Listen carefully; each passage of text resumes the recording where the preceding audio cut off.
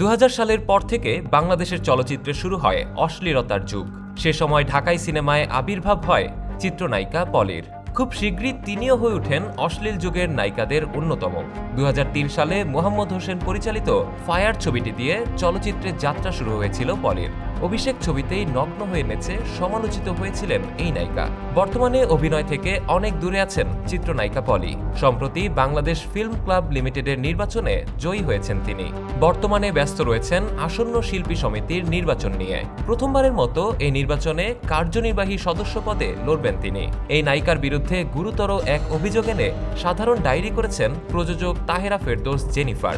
এই প্রযোজককে প্রাণে মেরে ফেলা সহ এসিড মারার হুমকি দিয়েছেন পলি।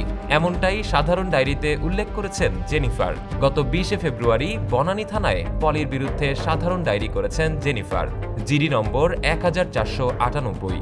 জিডিতে প্রযোজক জেনিফার উল্লেখ করেছেন, 20 ফেব্রুয়ারি সন্ধ্যায় আনুমানিক 7 ঘটিকার সময় বিবাদী চিত্রনায়িকা রিয়ানা পারভিন পলি একজন অপরিচিত লোক সহ আমার বনানী থানাধীন বাসায় এসে ড্রয়িং রুমে ঢুকে আমার 2 জন অতিথি মোহাম্মদ ওসমান গনি বাপ্পি এবং মুরাদ চৌধুরীদের সামনে আমাকে অকথ্য ভাষায় গালিগালাজ সহ ভয়ভীতি হুমকি প্রদর্শন করে এবং আমাকে প্রাণে মেরে ফেলা সহ অ্যাসিড মারবে বলে হুমকি দেয়। এর 3-4 দিন আগে একটি অপরিচিত নাম্বার থেকে আমাকে একই রকম হুমকি দেওয়া হয়। হঠাৎ পলি আপনাকে হুমকি দিয়েছে কেন জানতে চাইলে গণমাধ্যমে জেনিফার বলেন, আমি এখন ব্যস্ত আছি, পরে কথা বলি। অভিযোগ প্রসঙ্গে পলি বলেন, ছোট একটা ঝামেলা হয়েছিল, সমাধানের চেষ্টা চলছে।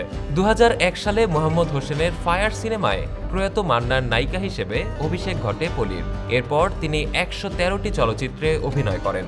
অন্যদিকে উপস্থাপক, প্রযোজক, মডেল, অভিনেত্রী ও ব্যবসায়ী তাহেরা ফেরদৌস জেনিফার। সরকারি অনুদানে নির্মিত আশীর্বাদ সিনেমার সহ প্রযোজক তিনি। সিনেমাটি 2022 সালের আগস্টে প্রেক্ষাগৃহে মুক্তি পায়। সত্য, বস্তুনিষ্ঠ ও নিরপেক্ষ দৈনিক জনবাণী।